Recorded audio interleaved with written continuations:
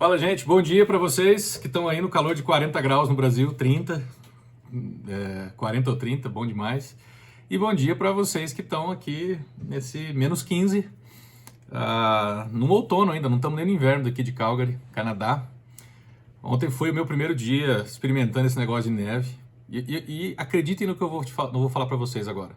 Neve é lindo, é fantástico. Se eu pudesse mostrar para vocês aqui, talvez depois no meu story lá no Instagram, eu mostro para vocês um pouco mais. Mas é lindo, realmente.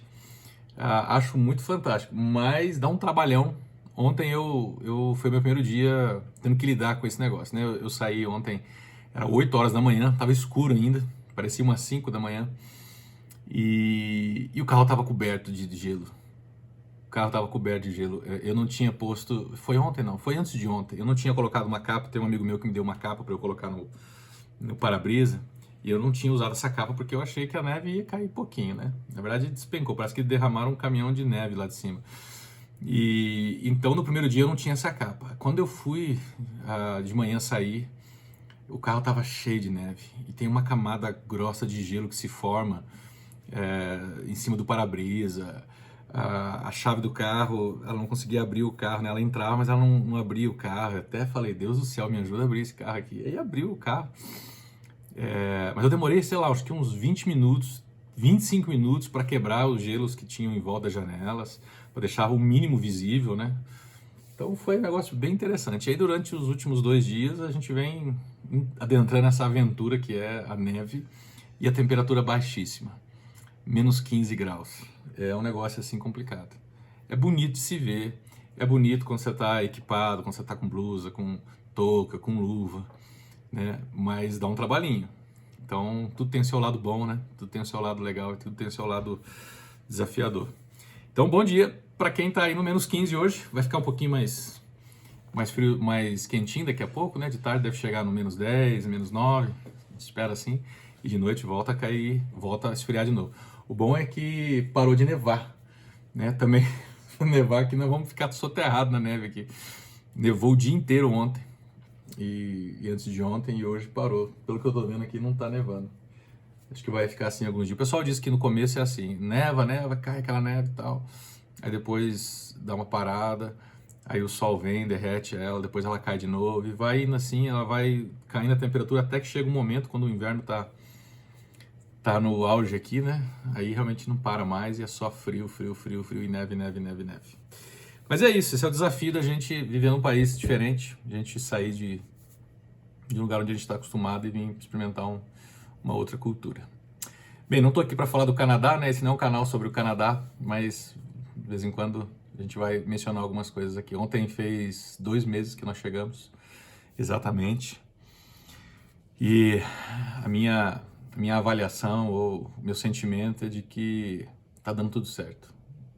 A gente tem enfrentado algumas dificuldades, algumas lutas, como todo mundo enfrenta, né, em termos de cultura, em termos de se adaptar, mas ainda assim tem sido uma experiência fantástica. E sabe o que tem sido essencial para a gente? Ter pessoas do lado. Puxa, como eu sempre falei isso quando estava no Brasil, mas eu falava de um contexto muito confortável, né? No Brasil eu era pastor de uma comunidade cristã, sempre falava que a comunidade de fé saudável, comunidade de fé séria e tal, ela é importante na vida da gente, para ajudar a gente ao longo da caminhada, para não deixar a gente desanimar, não deixar a gente se sentir abandonado e tal. Mas eu falava isso de uma posição muito confortável, por quê? Porque eu estava rodeado de gente que me amava, gente que cuidava de mim. Eu basicamente, né, não precisava de nada, não estou dizendo que eu não precisava de nada, mas eu quero dizer que eu não tinha grandes necessidades, né, e todas elas eram supridas pelas pessoas que estavam ao meu redor.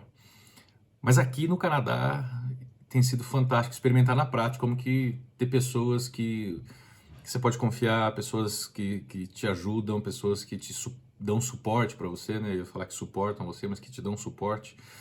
Como é importante ter essas pessoas ao lado para a gente se adaptar. Eu sei que tem vários perfis de pessoas, tem gente que não gosta de se relacionar muito, tem gente que gosta de se relacionar demais, mas principalmente para você que é mais fechado, mais gosta de ficar mais na sua, tal, tem até um certo medo ou, né, fica meio cabreiro, meio desconfiado de pessoas. Deixa eu te encorajar. por algum tempo você vai conseguir caminhar sozinho, mas depois de um tempo, talvez quando você chegar numa certa idade, viver sozinho não vai ser muito legal para você. Existe muita coisa melhor dentro de uma vida em comunidade do que fora dela. Os benefícios de se ter uma vida em comunidade, apesar de todos os desafios que traz, né, esse tipo de relação, né, a questão da adaptação das pessoas, o gênio de um, o gênio de outro, o jeito de um, o jeito de outro. Apesar de todas essas dificuldades, ainda assim é melhor você ter pessoas. E isso tem sido fundamental para a gente aqui no Canadá. A gente ter a gente está rodeado de amigos, né? Em especial aqui, não tenho como deixar de falar do André e da Rosângela, desculpa, errou. O André e a Rosângela, que foram o primeiro casal que recebeu a gente quando a gente chegou aqui. Ela já vinha conversando comigo desde quando eu estava no Brasil e realmente esse casal tem sido uma bênção na nossa vida. Tem nos acolhido, tem nos trazido para dentro da comunidade. E também o Emerson e a Carla. A Carla, inclusive, está no Brasil hoje, está viajando para o Brasil. São mineiros lá de Minas Gerais, Montes Claros e Belo Horizonte. Interessante, né? Então, esses dois casais, essas 4 pessoas têm nos acolhido, têm sido uma bênção para a nossa vida. E também pelo cuidado de algumas pessoas, né? Como o Gabriel e a Renata, que né, outro dia chamaram a gente para ir jantar com eles e tivemos uma noite muito agradável. Cara, isso foi muito legal. Além também do Marcelo, da Leva, alguém que eu conheci na adolescência e eu era jovem, ele era um adolescente, a gente não se conheceu muito, né? Mas a gente veio se encontrar aqui no Canadá e ele tem dado também um grande suporte, ele e a Melina, sua esposa, que são filhos do Márcio e da Arabella. Olha, fantástico a maneira como esse pessoal tem nos acolhido como família aqui no Canadá. Então, é bom ter pessoas, é bom ter gente caminhando com você. Sem contar todo mundo no Brasil que tem nos acompanhado, tem sido presentes, né, emocionalmente na nossa vida e até muitas vezes com alguns recursos. Isso tem sido uma grande prova de que Deus não nos abandona. Deus tem cuidado de nós em todo o tempo. Então fiquem certos disso. É bom ter pessoas caminhando ao nosso redor. Eu espero que eu não tenha esquecido ninguém, porque eu só estou há 2 meses aqui no Canadá e não tenho tanta gente ainda para mencionar no vídeo, mas eu acho que no geral essas 6 pessoas têm sido as que estão mais próximas da gente, mais acompanhando a gente, né, assim, estando mais presentes na nossa vida. E hoje, na nossa conversa aqui, no nosso papo sobre espiritualidade, eu quero passar um pouco, como eu já disse para vocês, esse não é um canal de discussão acadêmica da teologia, né? Tem canais aí muito bons para você buscar uma coisa mais profunda, digamos assim, mais acadêmica. Tem um canal que eu gosto muito, ele é o do Vitor Fontana. Você pode buscar no YouTube, se você quiser. Estou fazendo aqui um merchan, mas no meu canal ainda é tão pequeno que não significa muito isso, mas busca lá o canal do Vitor Fontana. Cara, eu tive o privilégio de conhecê-lo pessoalmente, num dos grupos de Timóteo, que ele participou do Projeto Timóteo, que é um grupo de mentoria que eu participei alguns anos atrás. E o Vitor realmente é um cara muito sério, que ele fala, e ele tem uma relevância muito grande nas palavras. Vale a pena conhecê-lo. Esse canal que nós estamos conversando aqui é diferente, né? Eu estou tentando trazer mais um bate-papo, uma conversa, principalmente para você que não tem tanta bagagem espiritual, principalmente para você que está em busca, que está buscando conhecer um pouco mais da espiritualidade cristã. Essa é a intenção da gente poder ter essa conversa aqui. Hoje eu quero falar um pouco sobre aquilo que a Pétala colocou no nosso comentário do último vídeo, que eu mencionei um pouco sobre como que Deus trabalha na nossa vida através das Escrituras Sagradas, através da Bíblia. Eu sei que a Bíblia é um tema polêmico para muita gente. Muita gente que vai levantar questões dizendo, mas a Bíblia foi escrita por homens, então eu não dou muita fé. Pô, se falasse que a Bíblia foi escrita por marcianos, você acreditaria? Complicado, né? Esse argumento aí, falasse que a Bíblia foi escrita pelas Amazonas da Mulher Maravilha. Pô, então você quer que a Bíblia seja escrita por quê? Pelos animais? Desculpa, não quero ser... tô sendo muito arrogante aqui, não devia ter falado. Eu acho que eu vou editar essa parte do vídeo, ou não. Não, deixa aí. Só estou querendo dizer que é o seguinte, esse argumento que a Bíblia foi escrita por homens, por isso eu não vou aceitar, é muito complicado, porque do outro lado você está dizendo que você só acreditaria se ela fosse escrita por algum ser transcendente, um ser que a gente não conhece. E aí você também não acreditaria, porque você diria, dizem que foi escrito por anjos, tal. Então, a gente precisa talvez entender melhor o que a Bíblia representa, o que ela é, de fato, para a gente ter uma relação mais saudável com ela. E a Bíblia tem muita coisa, a Bíblia tem tudo que a gente precisa, a Bíblia ela tem o seu pano de fundo, não apenas conselhos. A Bíblia tem histórias ao longo dos últimos milênios que servem para nos encorajar, para nos inspirar e para nos revelar coisas, tá? É uma opção tua acreditar ou não, eu não tenho dúvida, eu não tenho como ficar provando para você a veracidade, a gente podia ficar aqui gastando tempo. Talvez lá no canal do Vitor Fontana você consiga achar algum vídeo, eu não sei se tem, mas talvez você consiga achar algum vídeo que diz sobre as escrituras, como elas foram juntadas, né, esse monte de livros, 66 livros e tal. Mas eu não vou gastar tempo aqui explicando cientificamente, metodologicamente, como que isso tudo foi se juntando e para provar que a Bíblia é verdadeira ou não. Eu estou partindo do pressuposto de que os escritos bíblicos eles são legítimos, eles são genuínos. Estou partindo desse pressuposto que não houve manipulação nas escrituras sagradas e esses livros têm eu sei que eles têm um gap aí de serem escritos, né, de entre 1500 anos mais ou menos, né, quando o primeiro livro foi compilado até o último livro. Tem um gap aí de 1500 anos e também uma diversidade de autores e de contextos e épocas.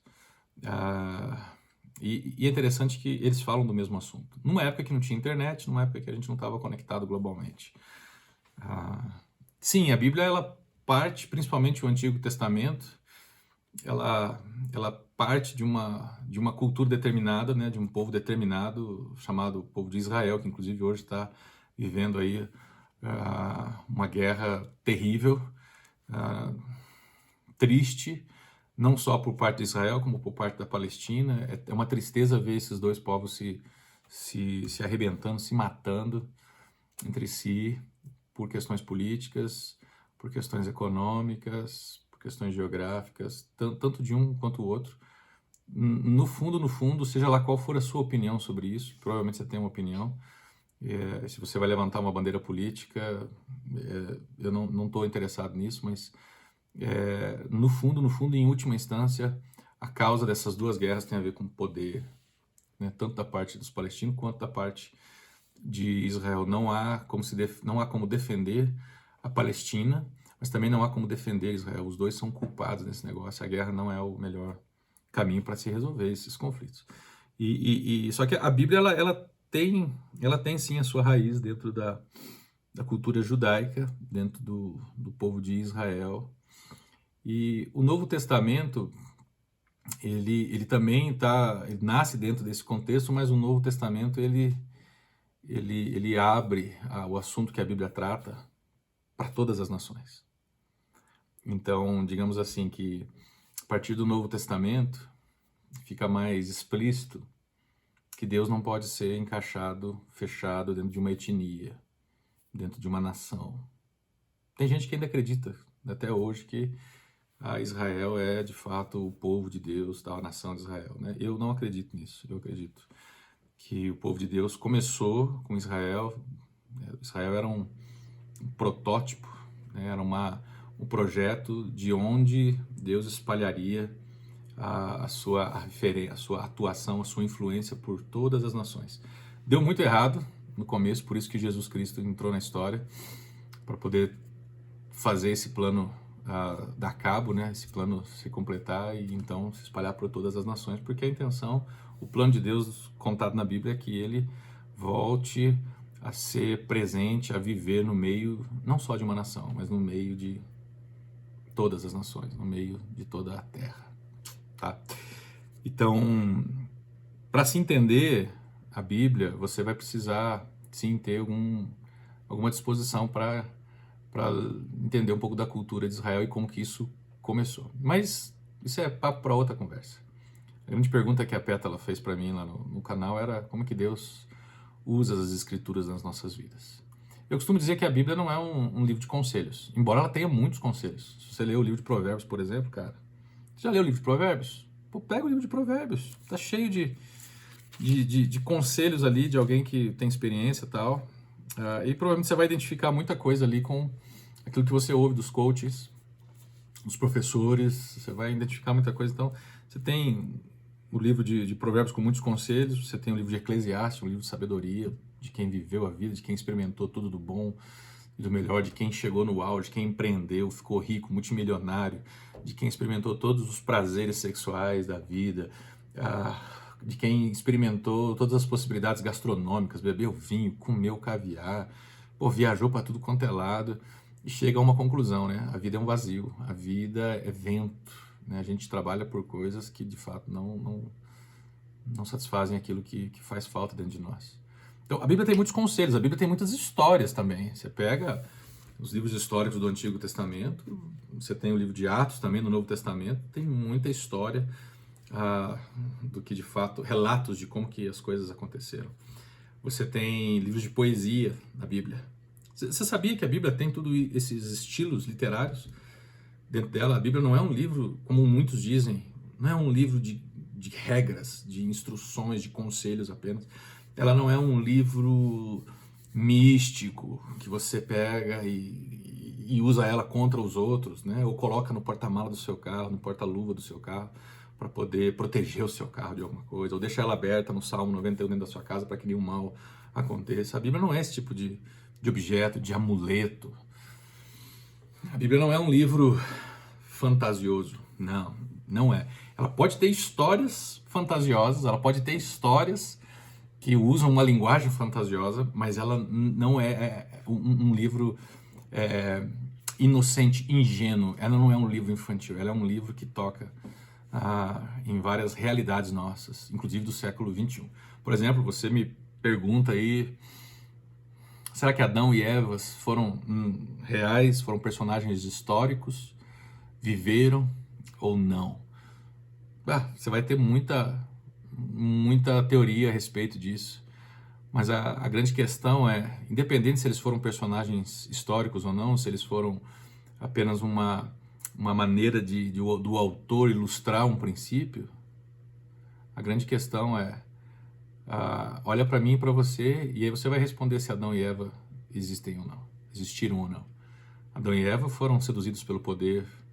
Adão e Eva, por causa do poder, eles romperam as relações entre eles, as relações de amor, de simplicidade, a relação de genuíno amor que eles tinham, de confiança, por causa de poder, de querer ser igual a Deus.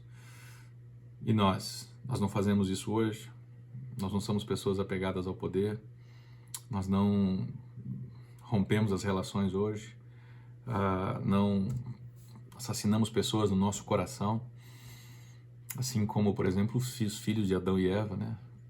Abel, que foi morto, assassinado pelo seu irmão. Então, será que Adão e Eva não existem? Será que Adão e Eva não existiram? Só olhar para mim e para você.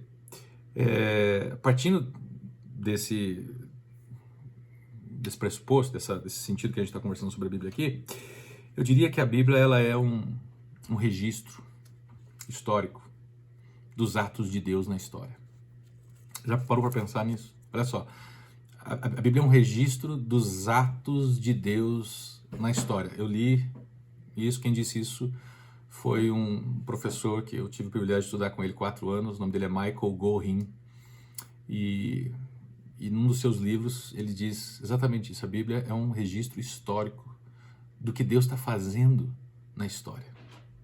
Às vezes você fica buscando, se perguntando, qual é a origem do universo? Para onde nós estamos indo? Por que nós estamos aqui? Essas são perguntas legítimas. A Bíblia responde isso, mas não da maneira como você quer.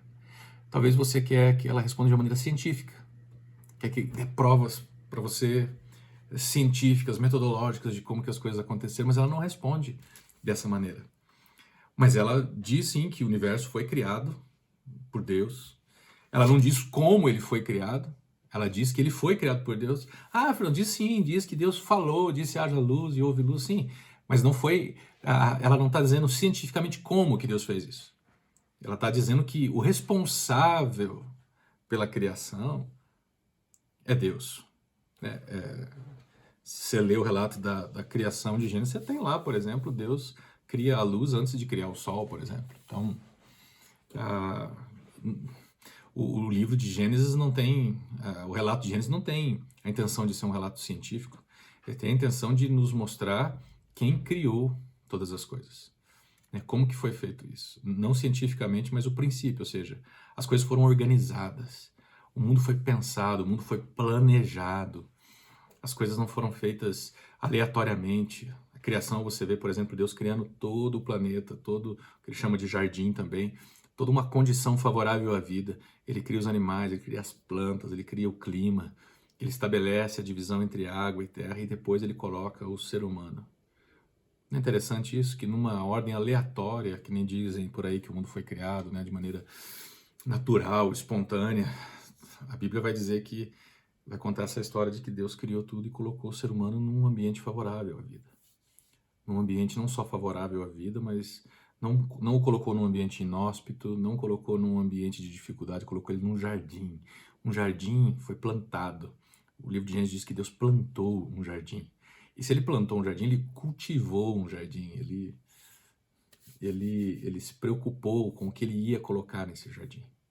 Então, esse é um dos princípios que Gênesis fala pra gente, que Deus criou todas as coisas. Criou tudo em perfeição, mas que em algum momento da história, que é o momento que o livro de Gênesis trata, né, da queda do ser humano, quando eles romperam com Deus, comeram do fruto proibido. Outra conversa para outra história, para outro momento. Mas aquela mordida no fruto proibido é uma sinalização de que o ser humano estava se separando de Deus, estava dizendo: eu não quero mais confiar em você, eu não quero mais viver com você, eu não quero mais fazer as coisas do seu jeito, eu quero fazer as coisas do meu jeito. A partir daí o mundo começa a tomar um outro rumo, e destruição, violência, degradação, tudo começa a ficar complicado. Tudo aquilo que Deus criou de maneira perfeita começa a ser degradado pelo homem. Essa é a história que a Bíblia começa a contar. Deus criou tudo perfeito, o ser humano, por egoísmo, por poder, começou a destruir tudo e continua destruindo tudo isso até hoje. Mas também a Bíblia continua contando essa história de que esse mesmo Deus que criou todas as coisas, e que criou o ser humano, ao invés dele pegar todo o projeto, amassar e jogar no lixo, que nem nós talvez faríamos, ele resolve de maneira muito paciente, muito intencional, redimir, resgatar, restaurar esse projeto. E é isso que ele vem fazendo ao longo da história. Com muita paciência e muita intencionalidade, ele vem redimindo a humanidade, redimindo o seu povo, chamando para si aqueles que querem ficar com ele, chamando para si aqueles que querem, mesmo não conseguindo, mesmo não tendo condições, mesmo não tendo uma performance boa, mas que querem no coração estar diante dele, fazer parte da sua família, fazer parte dessa criação boa que ele fez. Ele está chamando, ele está convidando, ele está transformando essas pessoas para que um dia ele restaure por completo tudo isso e a gente então viva no jardim que ele criou, perfeito, né? Que no caso não será mais um jardim, mas será uma grande cidade, um grande lugar, que também é uma outra maneira de se mostrar que Deus vai restaurar tudo. Não é sobre isso que eu queria entrar hoje, mas só dando uma pincelada para vocês de que a história bíblica, a história que a Bíblia conta do capítulo 1 de Gênesis ao capítulo 22 de Apocalipse, ela é uma história de redenção, de restauração. Alguns vídeos atrás eu falei que a espiritualidade cristã é sobre consertar. Pois é, a história bíblica é sobre Deus consertando todas as coisas ao longo da história. E aonde que você vai ver esse processo, essa história? Na Bíblia. Homens, mulheres viveram essa experiência com Deus e registraram esses acontecimentos. Eles viveram situações muito parecidas com a nossa. Por exemplo, você tem a história em 2 Reis sobre a viúva que estava sem nada para comer em casa, não tinha um tostão furado para comprar comida. O filho dela estava precisando de comida, ela não tinha como comer. Tem duas viúvas, na verdade, né? Uma de Sarepta e a outra de Sidom. E nos dois casos, Deus usa dois homens que eram servos dele para poder abençoar essa mulher e ela ter o que comer. Provém para ela. Situações que muitos de nós já passaram ou vivem ainda hoje. A gente tem nos evangelhos pessoas que morrem, pessoas que lutam com o luto e experimentam a intervenção de Deus. Você tem no Antigo Testamento várias histórias de mulheres que não conseguiam ter filhos e lutavam para isso e clamavam a Deus para poderem serem mães. Enquanto hoje nós temos mulheres que dizem que não querem ser mães, né? Tem gente que chega ao absurdo de tirar o útero simplesmente porque não quer ter mãe, né? Não quer ser mãe, não porque tem um problema, mas porque não quero viver a maternidade. No Antigo Testamento você tem mulheres que isso era o valor, era a coisa mais importante para elas, né? E elas exclamam a Deus de alguma maneira, mas vivem uma angústia por causa disso. Você tem no Antigo Testamento homens que vão para a guerra e não voltam para suas casas, filhos que perdem os seus pais. Você tem relatos de pessoas que roubam, que traem, que fazem coisas absurdas.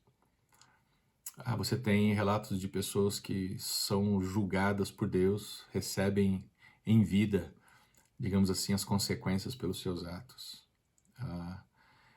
A Bíblia está cheia de relatos assim, de pessoas como eu e você, que vivem as mesmas histórias, vivem as mesmas circunstâncias. Então, já deu nosso tempo aqui, mas no próximo vídeo eu volto e abordo mais essas coisas. Fica tranquila, viu, Pétala? A gente consegue entrar nisso no próximo vídeo. A gente precisa perceber que a Bíblia, se você olhar para a Bíblia como um livro do que Deus tem feito na história, um registro do que Deus tem feito na história, talvez isso vai te encorajar mais a quando você ler a Bíblia, você perceber assim, puxa, como que essas histórias, como que essas palavras, elas contribuem para a minha vida, elas contribuem para eu me tornar alguém melhor, para eu conhecer mais de Deus, para eu ser renovado, para eu fazer parte dessa restauração que Deus está fazendo no mundo, tá? Eu ia entrar mesmo, Pétala, hoje nesse assunto, mas se eu entrar a gente não vai sair daqui, então vou deixar para o próximo vídeo. Quero encorajar você que não tem uma relação muito boa com a Bíblia. Talvez se você começar a ler alguns livros, como Levíticos, por exemplo, você não vai entender nada. Eu estou estudando Levítico agora e eu não entendo nada. Talvez você precise começar por alguns livros mais fáceis de se entender, mas não só intelectualmente, mas livros que você consiga se identificar com eles de alguma maneira, como os evangelhos, por exemplo. Tem coisas nos evangelhos que você certamente vai se identificar. Leia, por exemplo, o livro de Ruth, uma história linda, parece até um filme, daria um bom filme. Acho que o livro de Gênesis também ele é um livro fantástico para você ler, ele conta a dinâmica entre famílias e as coisas complicadas que existiam entre as famílias do povo de Deus. Se você quiser ler livro de Provérbios para conselhos, se você quiser ter livros para orar, comece com o livro de Salmos. Salmos são orações que você pode repetir. E os Salmos podem prover para você palavras que você talvez não encontre e que vão expressar o que você está sentindo diante de Deus. Começa a partir do Salmo 100, por exemplo. O Salmo de número 100, exatamente, 100. Os Salmos a partir do Salmo 100, eles são salmos fantásticos que eu acho que, no meu caso, por exemplo, eles falam muito aquilo que eu gostaria de falar diante de Deus e me ajudam a desenvolver essa prática da oração. Tá bom? Eu acho que eu não deixei... acho que eu não fechei, né, as questões, mas abri a conversa mais para o nosso próximo vídeo. Espero que você possa aproveitar algo disso. Se tiver dúvidas, pode me contatar. Entra no meu canal no Instagram, curte o nosso canal, liga o sininho aí para você saber quando eu coloco os vídeos. Tenho procurado colocar 2 vezes por semana um vídeo, a gente pode aumentar isso mais para frente. Fala, minha filha, o que você está falando? Se inscreva. Se inscreva no canal, exatamente. Eu tenho meus ajudantes aqui, né? Vocês sabem, né? Tanto que meu segundo vídeo, se vocês forem ver, meu filho fez um enquadramento fantástico da câmera, né? Mas isso é a parte da gente estar aprendendo como a gente está fazendo. E hoje a Bia está me apoiando aqui nos bastidores. É isso, meus queridos. Deixo para vocês essa palavra de encorajamento. Dá uma lida na Bíblia, se você tiver algumas dúvidas lá, escreve aí, a gente pode conversar melhor, tá bom? Beijo para vocês e até o próximo vídeo.